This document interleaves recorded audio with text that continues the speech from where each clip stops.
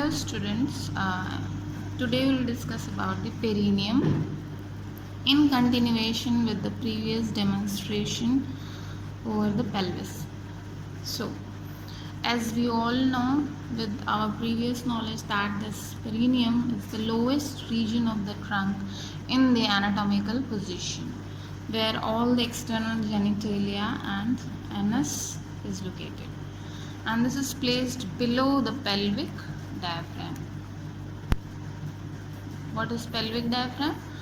Pelvic diaphragm is basically a partition that divides the true pelvis above and perineum below. Okay. So this is the gutter shaped partition that supports the pelvic viscera from below, and it extends from lateral pelvic wall towards the midline where all the apertures of the urogenital region are located. So this whole structure is the perineum below the pelvic diaphragm. So first of all, about its boundaries. Starting anteriorly, this is the arcuate pubic ligament bridging the pubic symphysis anteriorly. Then on both the sides anterolaterally combined ischiopubic rami. Then on both the sides laterally ischial tuberosities, and then this is the sacrotuberous ligament posterolaterally, and sacrum and coccyx posteriorly in the midline. So that is the diamond shaped space, and this diamond shaped space is further divided via this imaginary line that is passing through the anterior end of both the ischial tuberosities, and these two triangles that are formed anteriorly urogenital triangle and posteriorly anal triangle. Urogenital triangle is having the openings for the urethra, and in females vaginal aperture is located here. Then on this imaginary line, in the midpoint of this imaginary line is having an important structure over here, that is the perineal body. Perineal body, that is the central point of the perineum, or you can say central tendon of the perineum, because this pelvic diaphragm muscles are converged below. Suppose somewhere here in the midline, this is the coronal section. This perineal body is seen in the midline from below. So all the pelvic muscles are converged over this perineal body. So if there is any tear or injury over this area, usually it occurs during childbirth, then the pelvic support gets lost and pelvic viscera can herniate below. So that is another clinical condition that is known as prolapse. So that was all about the boundaries and subdivisions of the perineum and different apertures. Now anteriorly in the urogenital triangle, we have to study about the superficial and deep perineal pouches. As we all know, that is formed in between three layers that are divided just anterior to this imaginary line. Three layers from superficial to deep: Colles fascia, then perineal membrane, then superior layer of the urogenital diaphragm that is derived from the pelvic fascia. So superficial perineal and deep perineal pouches will be studied here in the urogenital triangle, and in the anal triangle we have to study about the two ischiorectal fossa that are situated on both the sides of anal aperture. So basically we have to study all these structures in the perineum. Now let us discuss about the superficial and deep perineal pouches and the nerve supply of the perineum. After discussing about the boundaries, subdivisions, facial arrangement of this region, let's talk about the pouches. Pouches are just like a pocket. As we all know that there are 3 layers of fascia within the perineum. Superficial most is the Colles fascia of the perineum, that is continuous with the superficial fascia of the abdomen above and the thigh below. And this Colles fascia is continuous with the superficial fascia of scrotum, and within the scrotum and this fascia here lies the dartos muscle, and anteriorly it is continuous over the fascia over the penis, that is known as Buck's fascia. So the fascia is the same but the name is different in different regions.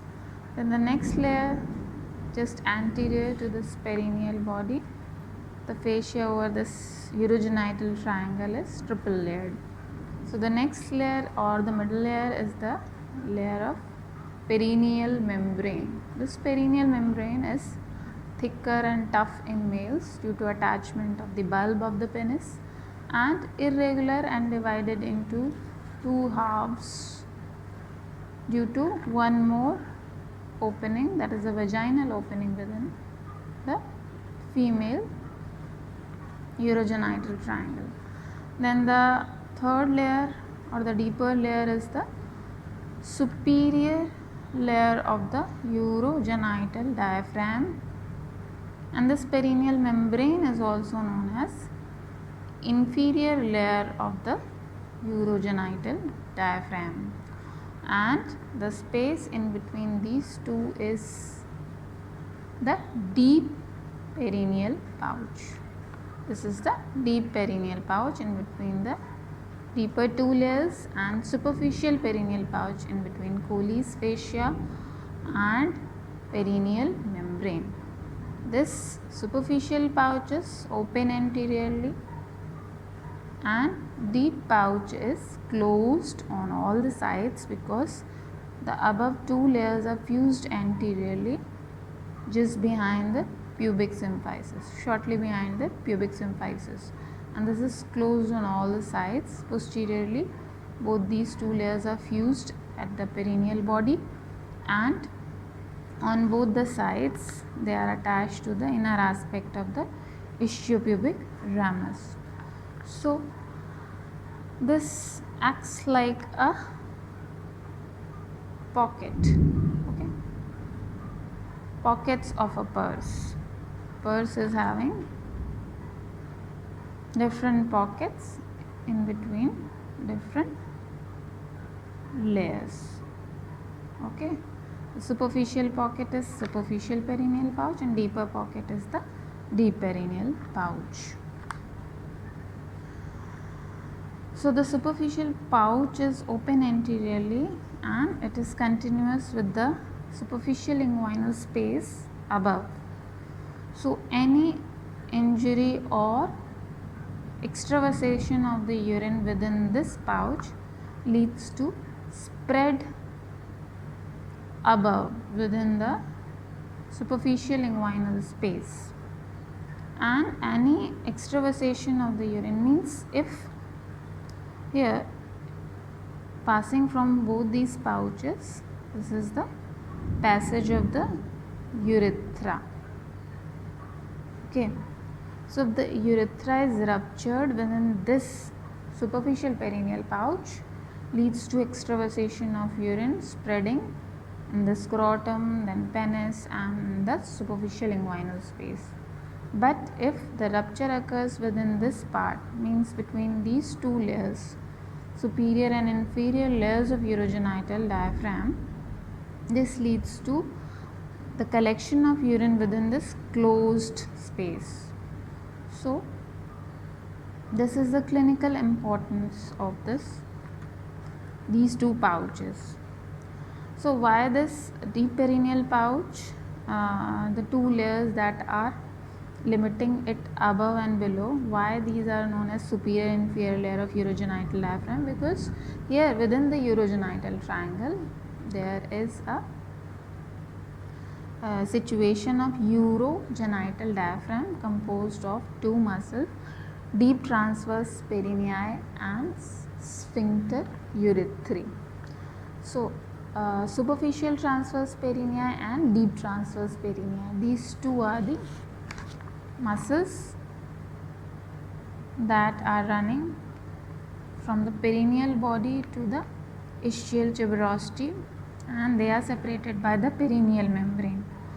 Deep transverse perineum is situated within the deep pouch, and superficial transverse perineum is situated within the superficial perineal pouch. Both are parallel to each other.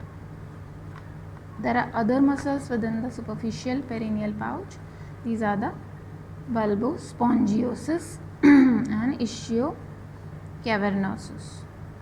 So these are the muscles within the superficial perineal pouch, and deep pouch is composed of only two muscles, that is deep transverse perineum and sphincter urethrae muscle that is surrounding the urethra. Okay, so the urogenital diaphragm is a muscular partition stretching across the suprapubic ramus and is composed of deep transverse perineum and sphincter urethrae around the urethra. And the portion of urethra that passes through this urogenital diaphragm is known as membranous urethra. Okay. So what is the difference in between these two pouches? Deep pouch is closed and superficial pouch is open. Difference in the boundaries, as we all know that this is bounded below by Colles fascia and above by the perineal membrane. Deep pouch is bounded below by the perineal membrane, above by the superior layer of urogenital diaphragm that is derived from the pelvic fascia. Difference between the muscular contents I have told you. Only two muscles are there in the deep perineal pouch, and superficial perineal pouch is having other two muscles, that is bulbospongiosus and ischiocavernosus, apart from superficial transverse perineum. Then the vessels are common to both these pouches, that is the branches of internal pudendal artery and vein, and nerves are the branches of pudendal nerve, because pudendal nerve is the nerve supply of the perineum and arterial supply is coming from the internal pudendal artery. Deep perineal pouch, through this pouch membranous urethra is passing, and through the superficial perineal pouch the penile and rest of the urethra is passing. And in case of females, another opening is the vaginal opening, that is another aperture within the female perineum, and due to this the perineal membrane is very thin and rudimentary and divided into two halves.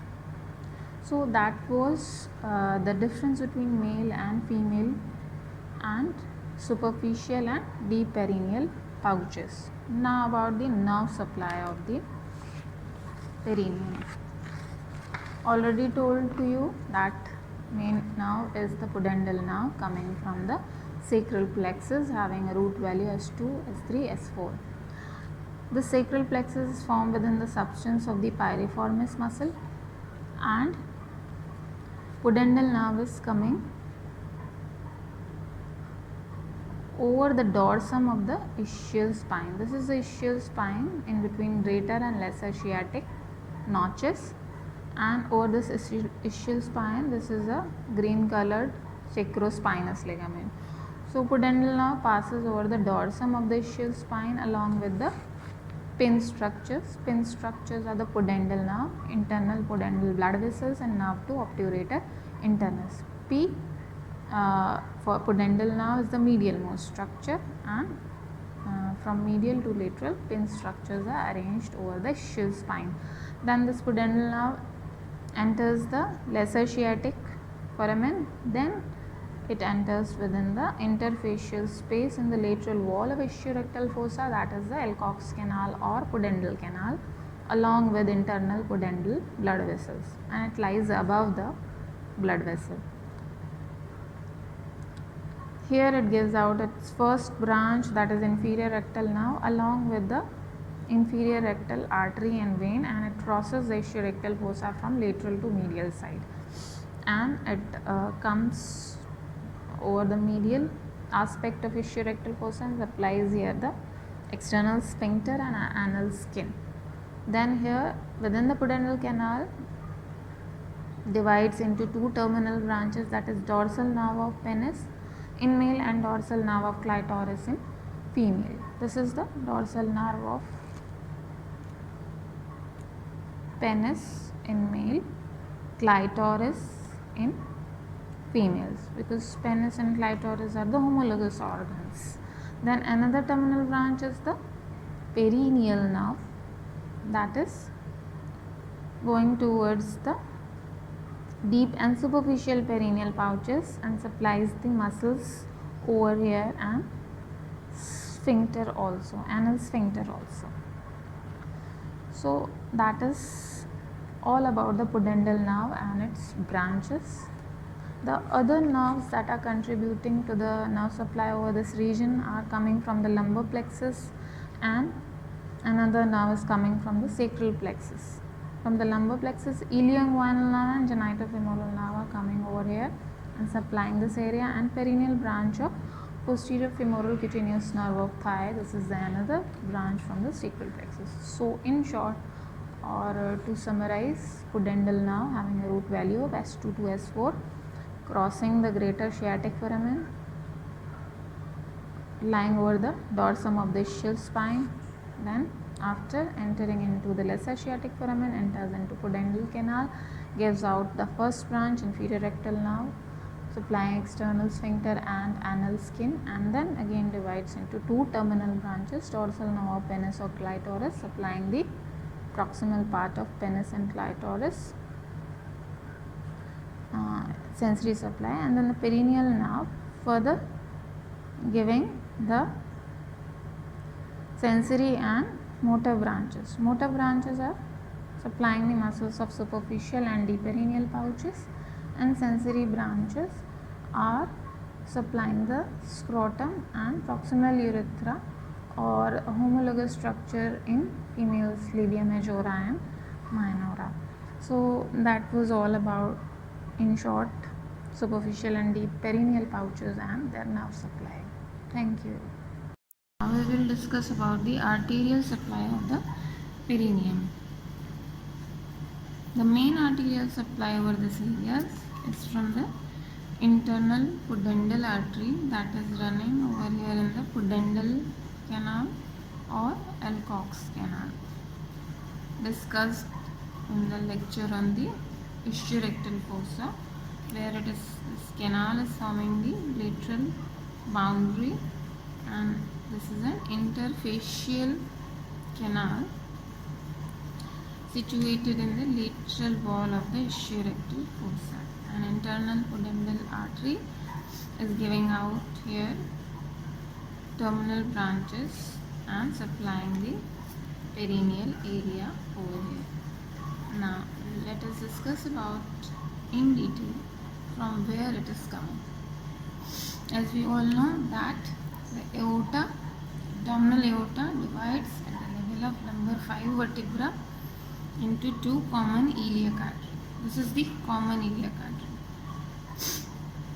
Right and left common iliac arteries, they enter into the pelvic cavity, where at the level of sacroiliac joint it further divides into the external iliac and internal iliac artery.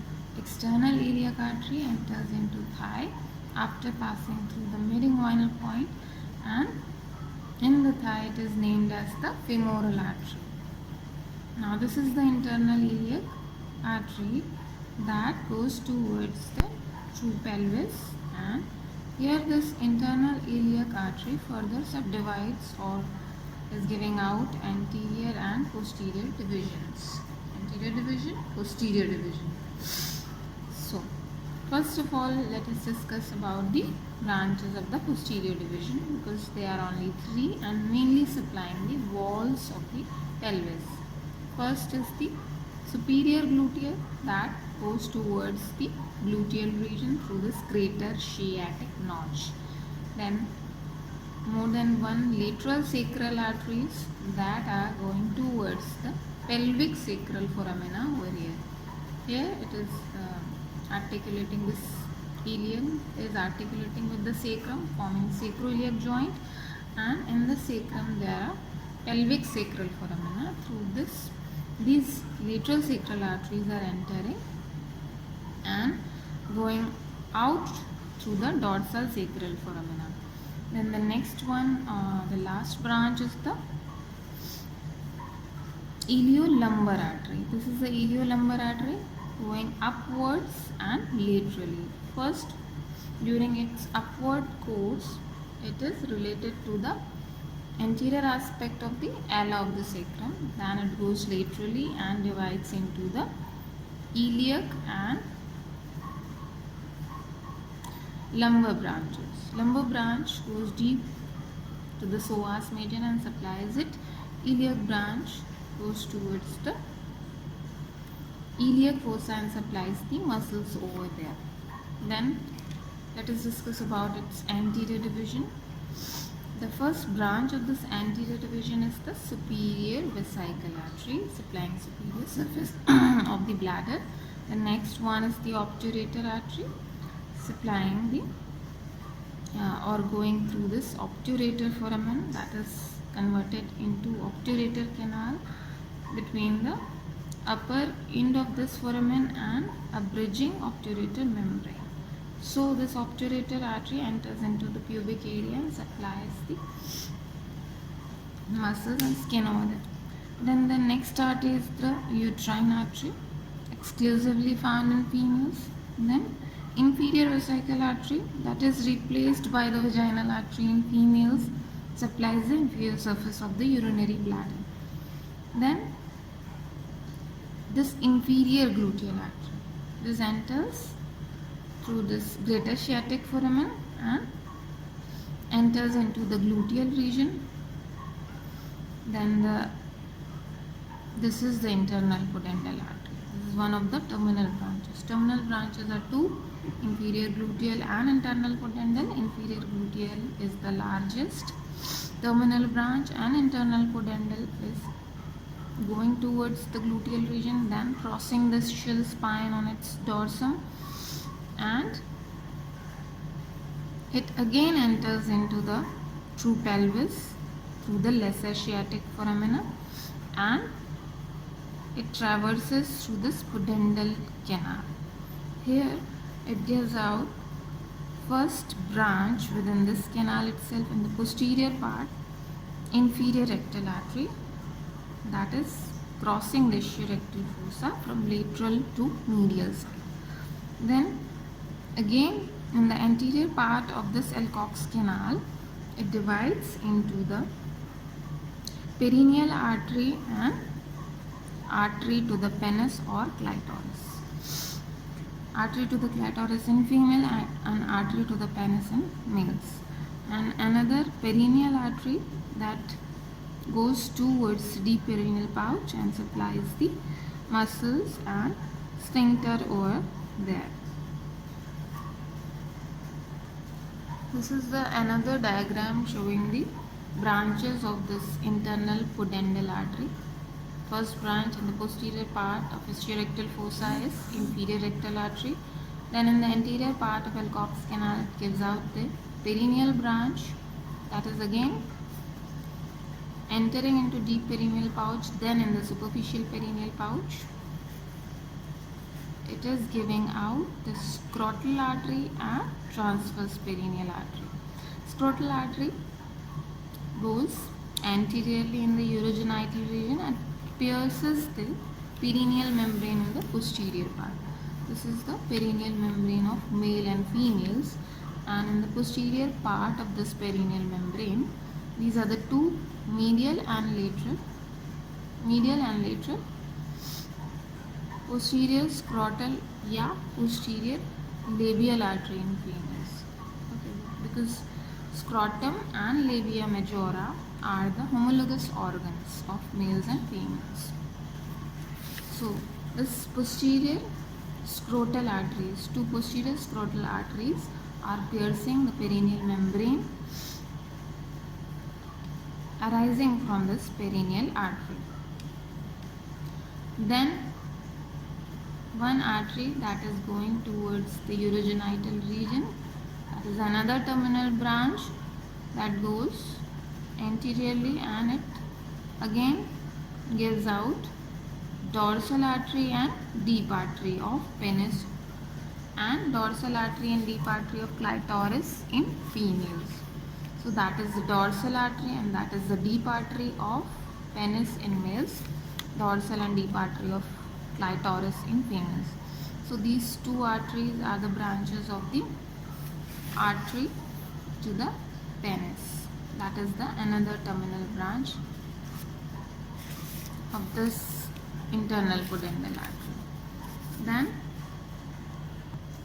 this is the another diagram showing the branches of the internal pudendal artery. This is the internal pudendal artery and dividing in terminal branches. One of them is the perineal artery, and another one is the artery to the penis. That is again further dividing into two terminal branches, dorsal and deep arteries, okay, that are piercing this perineal membrane, dorsal and deep artery.